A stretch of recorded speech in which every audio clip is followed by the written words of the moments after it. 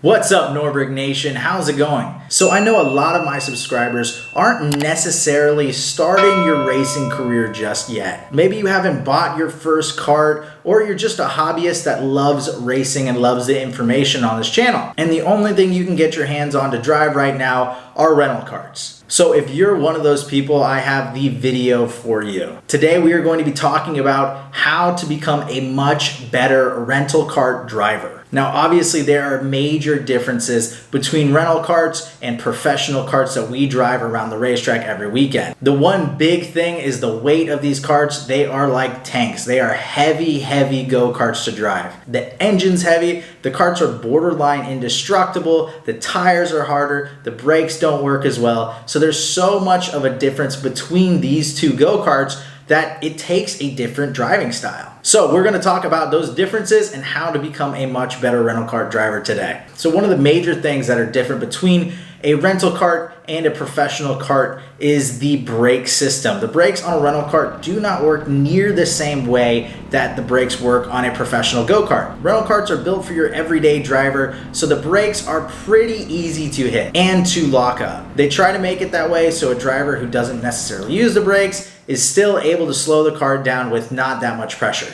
So because of this, when you're driving a rental kart, you get a lot of lockup in the tires if you ever try to drive into the corner fast and use the brakes to slow down the go-kart. It ends up causing the back end of the go-kart to step out quite a bit, and because they're so heavy and not that agile, it really makes it difficult to correct that step out and to get through the corner on the right racing line. So how do you brake correctly on a rental kart? So basically, I try to use as little brake pressure as possible while still giving it enough to slow the kart down. I really don't like locking up when you're driving a rental kart because it doesn't really help you that much. The tires are so hard that when you lock up, they end up just sliding across the racetrack. They don't really dig into the pavement at all, and so you end up losing your braking ability because the kart doesn't really slow down that fast. So you want to be hitting the brakes relatively hard and then trying to carry that into the corner a little bit. But really, the whole point of it is to try and minimize the lockup and use the brakes enough to slow down the kart. Try your best not to lock it up because there's much better ways to slow down the kart,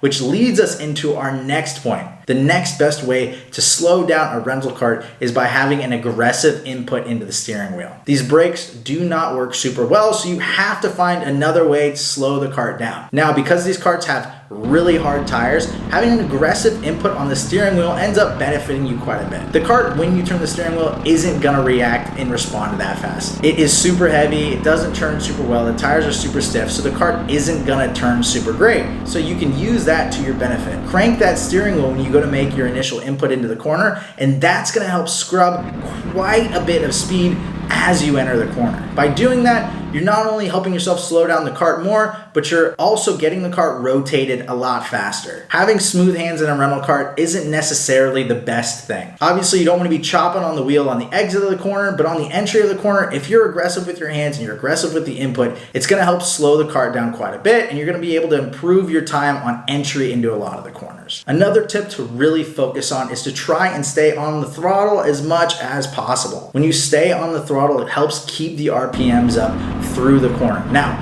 don't just turn and then smash the throttle. That's obviously not the right way to drive. But you want to try and get to the throttle as soon as possible. These karts, because of their weight, take so much energy and effort to get going again and get that speed going again. So if you can do anything to help it out and just to try and get it started a little bit sooner, it's going to help you off the corner. And finally, one of the last tips to becoming a much better rental kart driver is to always prioritize rolling speed over the racing line. Now, I know that is something that everybody's gonna object to and say you have to always be on the racing line, but in a rental kart, you have to remember you're driving a kart that is super heavy and super low horsepower. So sometimes it's better to run a wrong line where you can keep your speed up than it is to run the right line if you have to slow down too much. A lot of the times when I switch from a professional kart to a rental kart, I'll drive the correct racing line and I'll end up being a lot slower than I should when I drive an incorrect racing line. For example, there's some corners that I would lift for and keep the kart a lot tighter on the exit if I was in a professional kart.